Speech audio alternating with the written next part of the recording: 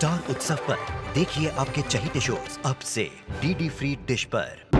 अंधक पुत्र आदि आपको प्रणाम करता है माँ।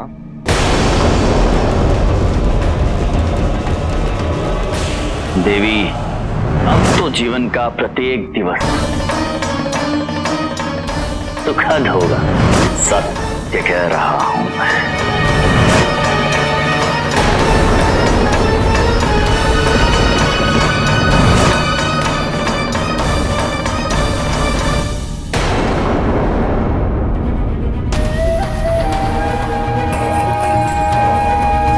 माँ, आपने मुझे आशीर्वाद नहीं दिया।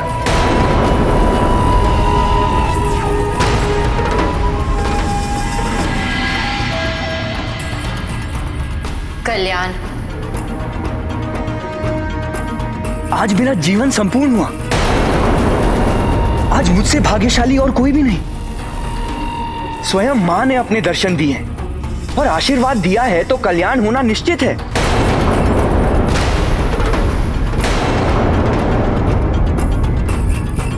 माँ, मैं महादेव से शिक्षा पाने की इच्छा से यहाँ आया, किंतु आप भी मेरे साथ हो तो मेरा जीवन सफल हो जाएगा। आदि, अपने मर्यादा का स्मरण करो।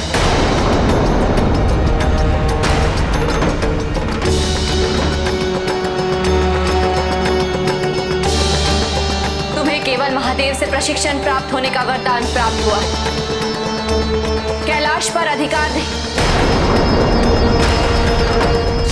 और तुम केवल तब तक यहाँ जब तक तुम्हारा प्रशिक्षण पूर्ण नहीं हो जाता।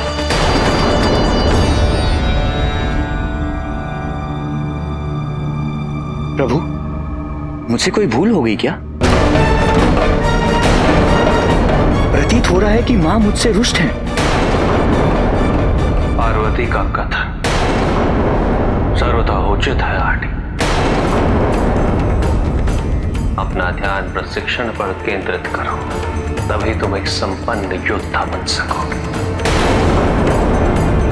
हम सभी को तुमसे यही अपेक्षा है कि जो तुम्हारे पिता ने किया तुम वो कभी नहीं करोगे। अवश्य प्रभु, मैं तो केवल प्रशिक्षण प्राप्त करने आया और ये मेरा सौभाग्य है कि आपने मुझे ये अवसर दिया। मेरी ओर से आपको या किसी को भी कोई असुविधा नहीं होगी। मां, मुझे ज्ञात है कि मेरे पिता ने क्या भूल की थी और मैं इसे कभी नहीं भूल सकता। जिस उद्देश्य से मैं यहां आया हूं उसे पूरा करने के लिए अपने आप को समर्पित कर चुका हूं। उसके अतिरिक्त मेरे मन में और कोई विचार नहीं प्रभु।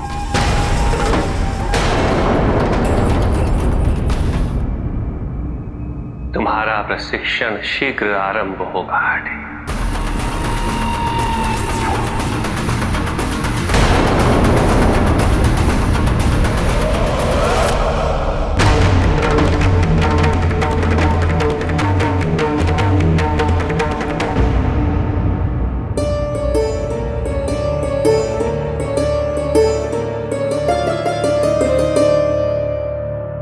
क्या आपने अपने आराध्य को कभी देखा है पिताजी? तो सर्वव्यापी है पुत्री। उनका प्रकाश सर्वत्र फैला हुआ है और उनकी ऊर्जा आशीर्वाद के रूप में सदैव मेरे साथ रहती है। पिताजी, क्या मैं वन के लिए प्रस्थान कर सकती हूँ?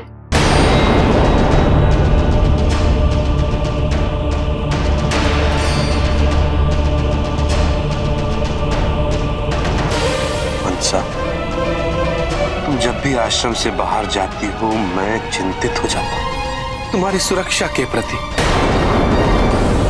मृत्यु लोक हो या उस दिन वन में वो सर्पों का निकलना, ये सभी असाधारण घटनाएं हैं पुत्री। किंतु कहीं भी कुछ अनुचित हो रहा हो तो मेरे क्रोध पर नियंत्रण नहीं रहता। शरीर में एक असहनीय सी पीड़ा होने लगती है और फिर एक विचित्र ऊर्जा उत्पन्न होती है। उस समय ऐसा लगता है कि मैं विनाश कर दूंगी। नियंत्रित होने लगती हूँ। उसके लिए जो मेरे क्रोध का कारण होता है, और उस समय केवल आप ही हैं जो मुझे स्थिर कर सकते हैं, जो मुझे शांत कर सकते हैं।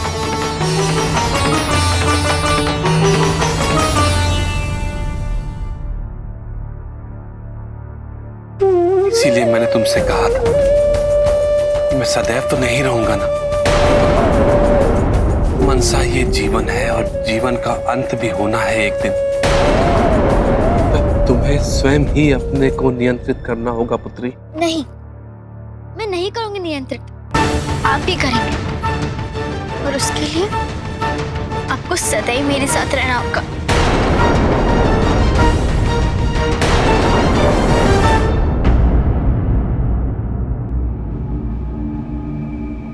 महर्षि हलाहल के स्वास्थ्य की चिंता है प्रभु।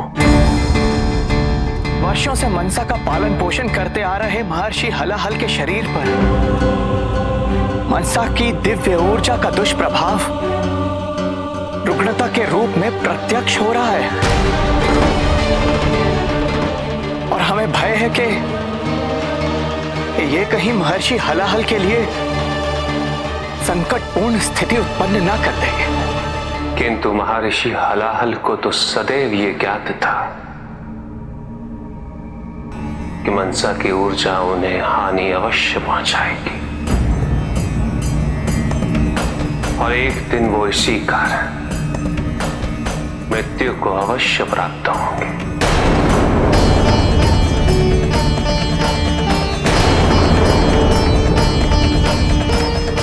क्या आप उनकी सहायता नहीं करेंगे प्रभु? उन्होंने अपना समस्त जीवन आपकी भक्ति को अर्पित किया है। पूर्व काल में एक दैत्य था ऋषि अत्रि। उस दैत्य की ये इच्छा थी कि मेरी ऊर्जा से उसे मृत्यु प्राप्त हो। उसने अनेकों प्रयास किए, किंतु उसकी ये कामना पूर्ण नहीं हुई, क्योंकि उसकी मृत्यु का समय अभी नहीं आया था। तत्पश्चात उसने वर्षों तक मेरी तपस्या की, आराधना की, और वो दैत्य हलाहल अपने सुकर्मों, अपने धर्म आचरण से पवित्र हुआ, और वो बना महर्षि हलाहल। मनसा मेरी वो ऊर्जा है जिसका पोषण करते करते महर्षि हलाहल की युगों युगों की इच्छा पूर्ण होगी। महर्षि हलाहल के भी मेरी ऊर्जा द्वारा मुक्ति पाने का एकमात्र विकल्प है मनसा।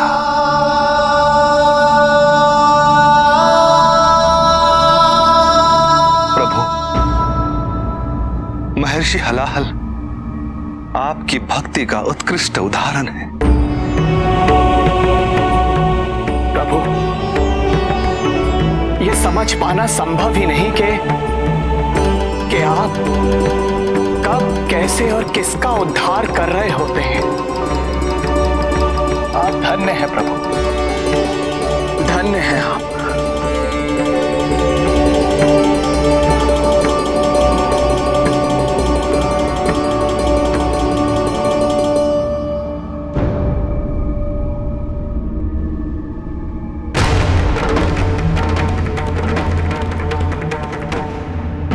मनसा, तुम्हारे जीवन का उद्देश्य क्रोधित होना नहीं है पुत्री। तुम्हें अपने अस्तित्व, अपने मूल तक जाना है, और उसका मार्ग मैं तुम्हें बता चुका हूँ। आप मेरे साथ हैं तो मुझे कोई चिंता नहीं है। किंतु परंतु कुछ नहीं। मुझे पता है आप मुझसे अब कभी पृथक नहीं होंगे, मुझसे कभी दूर नहीं होंगे। इसके अतिरिक्त चाहती हूँ, ना ही समझना चाहती हूँ। आप इतनी पूजा अर्चना करते हैं, आपके आराध्य भी आपसे प्रसन्न होंगे। और यदि वो प्रसन्न है तो वो अवश्य हमारी बातें सुन रहे होंगे। वो आपकी पुत्री के साथ कभी ऐसा अन्याय नहीं करेंगे और सदैव आपकी रक्षा करेंगे, आपकी सहायता करेंगे। ये तो सत्य है पुत्री, उनकी मुझ पर सदैव कृपा रही है। देखा, अब सदैव मुझसे सहमत हो जाते हैं।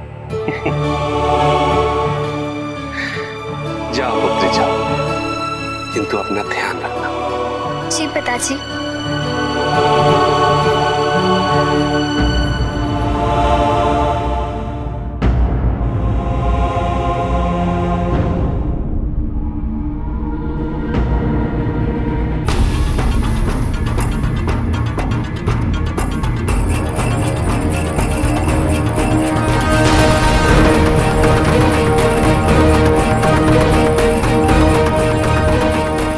गर्व करूं अपने आप पर कि मैं यहां आप सबके समक्ष हूं,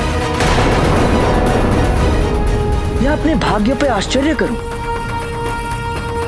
पहले महादेव, फिर मां पार्वती, और अब देव सेनापति और महान योद्धा महादेव पुत्र कार्तिकेय, जिनके पराक्रम और उपलब्धियों का श्रवण मात्र ही किसी भी योद्धा के लिए प्रेरणा का स्रोत बन जाता है। मैं आपके समक्ष हूं। आपको मेरा सादर प्रणाम।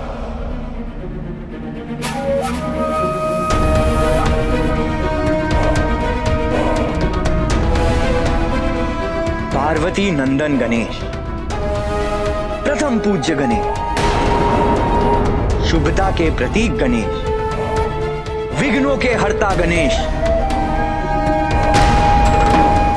समस्त चराचर सृष्टि जिनके उदर में विचरती है, हे बुद्धिनाथ, आपको मेरा शत शत नमन। महादेव के वाहन, उनके अति प्रिय भक्त और सेवक नंदी, कोई भक्त ऐसा ना होगा जो आपकी भांति महादेव या अपने आराध्य की सेवा करने की अभिलाषा न रखता हो। आपकी भक्ति और समर्पण के समक्ष शीश स्वतः झुक जाता है।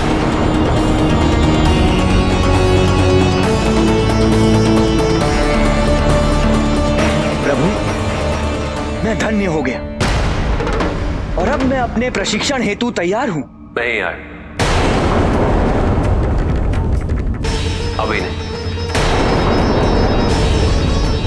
मेरी शिष्यता को प्राप्त करने के लिए 3 गुण अनिवार्य हैं: स्थिरता,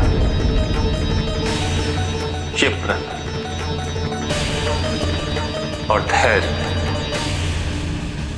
ये तीनों गुण मुझ में उपस्थित हैं प्रभु। अवश्य।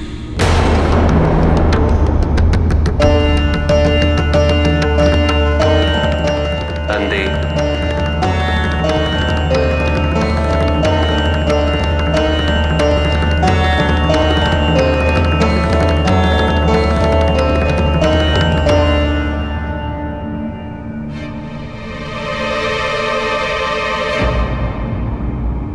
सर्वप्रथम तुम्हें नंदी को युद्ध में पराजित करना होगा।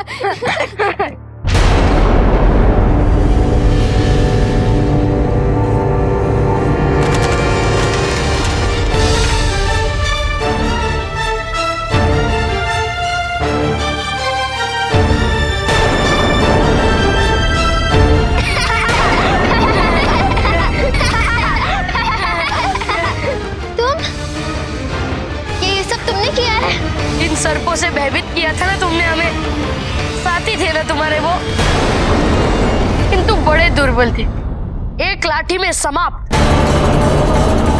मैंने जो सर को मारा था वो एक लाठी से मरा ही नहीं, पीड़ा हो रही थी।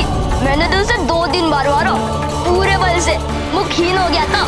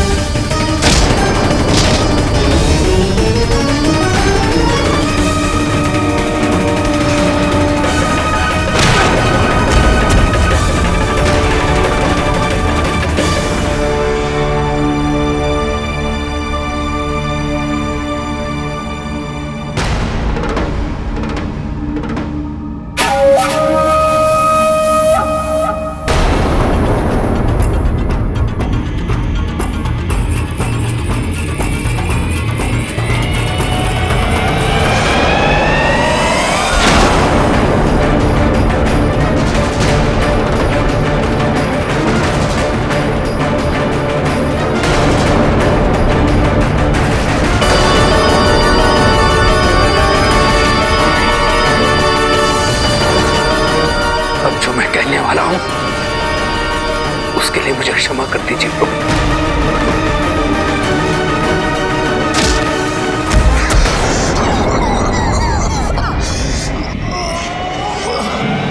तुम्हारे पिता अंधक ने भी युद्ध में पराजित होने के पश्चात ऐसे ही पीछे से प्रहार किया था।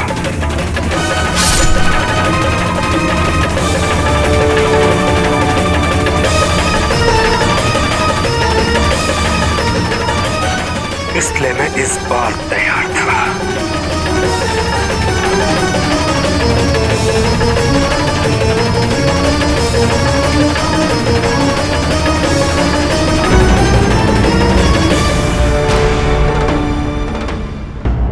क्षमा करें नंदी।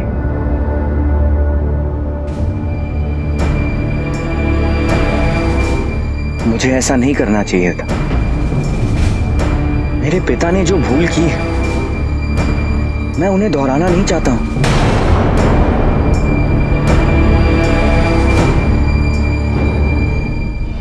मेरे व्यक्तित्व में जो दोष है मैं उन्हें दूर कर देना चाहता हूं।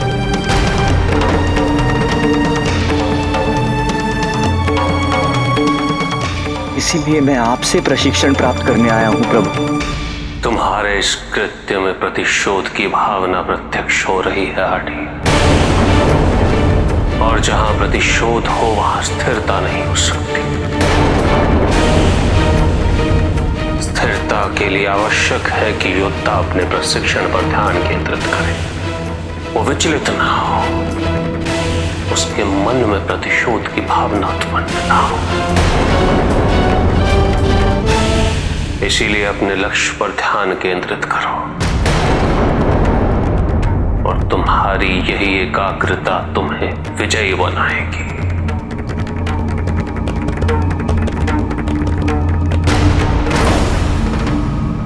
प्रतिशोध नहीं महादेव, मैं तो अपने और असुरों के न्याय और अधिकार के लिए आया हूं। यही मेरा लक्ष्य है जिस पे मैंने आरंभ से ही ध्यान केंद्रित किया हुआ है। और आपसे प्रशिक्षण प्राप्त करने के उपरांत कोई भी मुझे उस लक्ष्य को प्राप्त करने से नहीं रोक सकेगा।